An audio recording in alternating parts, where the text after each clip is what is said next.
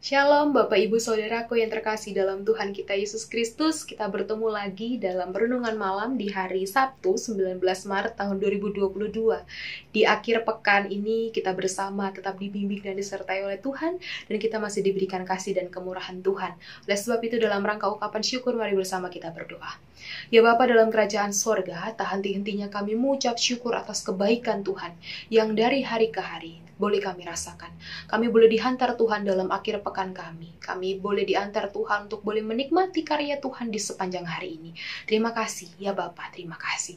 Ketika di malam hari ini Tuhan, kami juga bersama berkumpul merenungkan kebenaran firman Tuhan. Kami turut mengundang Tuhan untuk kami boleh memahami akan kekayaan firman Tuhan yang tidak dapat kami telaah dengan akal pikiran kami.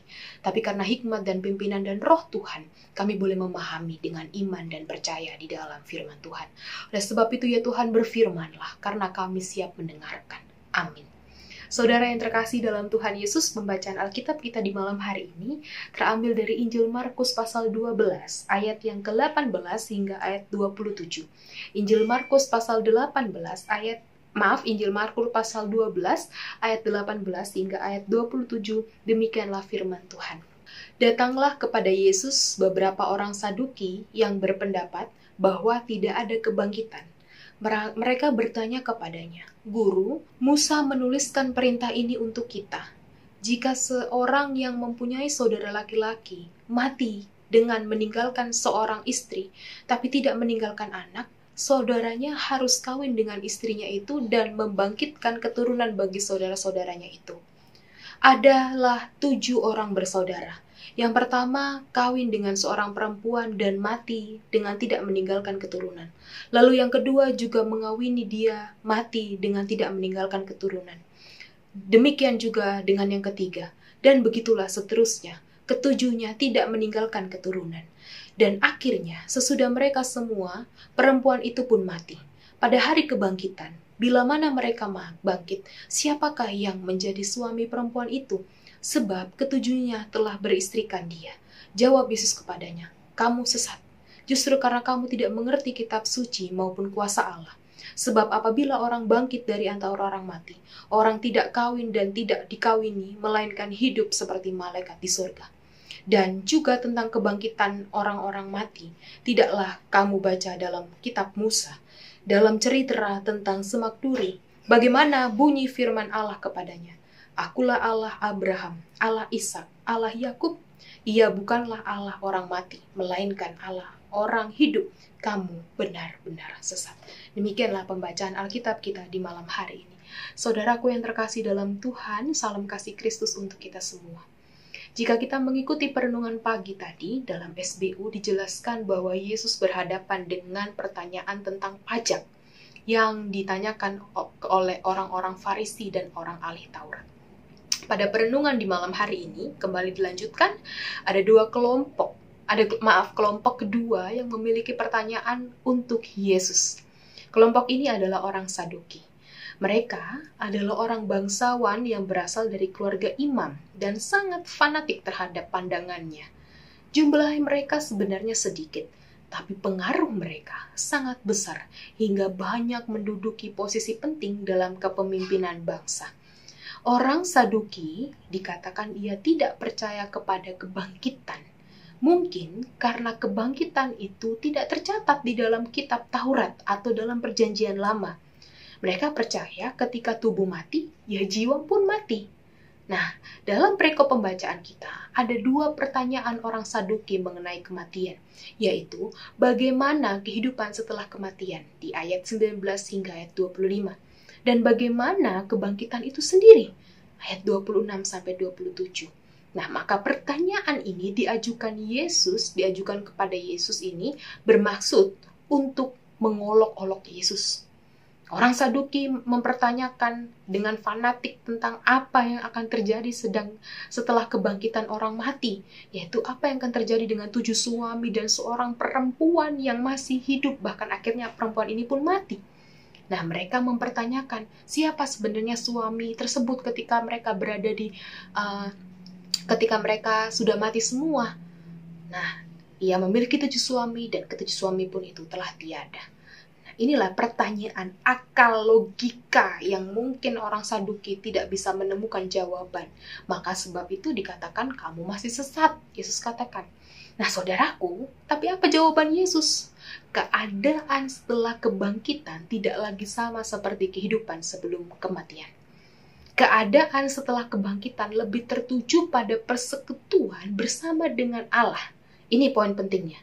Diulangi, bahwa kehidupan setelah kebangkitan lebih tertuju pada persekutuan dengan Allah dan tidak terikat hal-hal duniawi. Itulah yang dimaksudkan Yesus dengan ungkapan hidup seperti malaikat di surga pada ayat yang ke-25. Mengapa Yesus memberi jawaban seperti itu, saudaraku? Sebab Allah adalah Allah yang hidup dan bukan Allah yang mati. Dengan demikian, ketika seseorang mengalami kematian fisik di dunia, orang yang mati ini akan mengalami kebangkitan atau sering disebut dengan kehidupan baru bersama Bapa di sorga. Nah, kehidupan bersama Bapa di sorga adalah kehidupan bahwa Allah itu tetap menjadi pusat. Harus menjadi pusat kehidupan. Dan orang tidak lagi memikirkan tentang apa yang ada di dalam dunia, termasuk hal kawin mengawin. Nah, saudaraku yang dikasih oleh Tuhan, pahamkah kita dengan apa yang sudah Yesus lakukan? Saya berharap kita ketika dalam perenungan di malam hari ini kita semakin memahami maksud Yesus mengenai kebangkitan setelah kematian.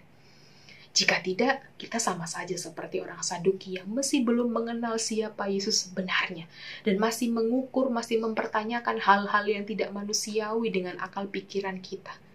Nah, dengan demikian dalam pemberitaan firman di malam hari ini, kita belajar bahwa roh akan tetap hidup meski tubuh sudah mati. Namun roh akan mendapat tubuh baru, yaitu tubuh kebangkitan atau tubuh yang kekal. Pertanyaan orang Saduki tentang kebangkitan menunjukkan bahwa mereka tidak memahami pernyataan firman mengenai kebangkitan. Mereka tidak menyadari bahwa Allah berkuasa membangkitkan orang ke dalam kehidupan yang berbeda dari sebelumnya. Banyak orang yang berusaha mengungkapkan misteri di balik kematian. Namun apa yang Yesus katakan memberi gambaran bahwa kematian fisik bukanlah akhir hidup, melainkan sebuah permulaan hidup yang baru. Walau sebenarnya kita telah mati karena dosa, tapi kita hidup di dalam Allah karena Yesus Kristus. Nah, dalam masa-masa prapaskah ini, saudaraku, mari kita kembali menghayati kebaikan Tuhan yang rela memberi diri untuk kita semua. Dari waktu ke waktu, kita tetap dijaga, disertai dalam kehidupan kita.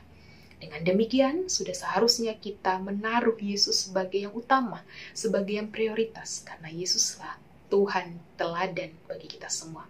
Yesuslah satu-satunya jalan menuju Bapa di surga.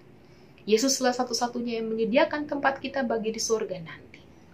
Dengan demikian saudaraku, mari kita melakukan kehidupan ini dengan bijaksana, arif, dan hikmat yang kita minta dari Tuhan. Kita mau selalu mendekatkan diri di hadapan Tuhan, sehingga kita menjadi berkat dalam kehidupan kita. Tuhan memberkati firman-Nya. Amin. Mari kita berdoa. Bapa dalam kerajaan surga, terima kasih untuk firman Tuhan di malam hari ini. Kami bersyukur, kami memiliki jaminan. Kami tidak lagi takut dan gentar dengan apapun yang akan terjadi kehidupan setelah kematian. Bahwa Tuhan menegaskan, Tuhan memberikan kepercayaan bahwa kehidupan kami tetap bersama dengan Bapa di surga. Terima kasih Tuhan, dengan demikian ketika kami masih dipercayakan dalam kehidupan di dunia ini, biarlah kami boleh memakai kesempatan ini untuk berkarya, berbuat baik, memperbaharui diri, sehingga kami boleh hidup seturut dengan kehendak dan pikiran Allah. Terima kasih Tuhan atas perlindungan Tuhan sepanjang pekan. Di sepanjang pekan ini kami boleh dihantar Tuhan memasuki minggu akhir, hari terakhir di sepanjang minggu ini. Ini karena kasih dan kemurahan Tuhan.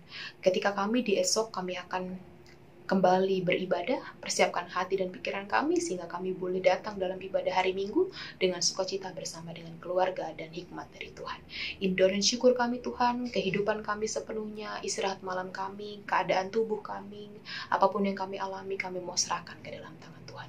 Dalam nama Tuhan Yesus yang adalah Tuhan Juru Selamat kami hidup, kepada Bapa di surga kami berdoa dan mengucap syukur.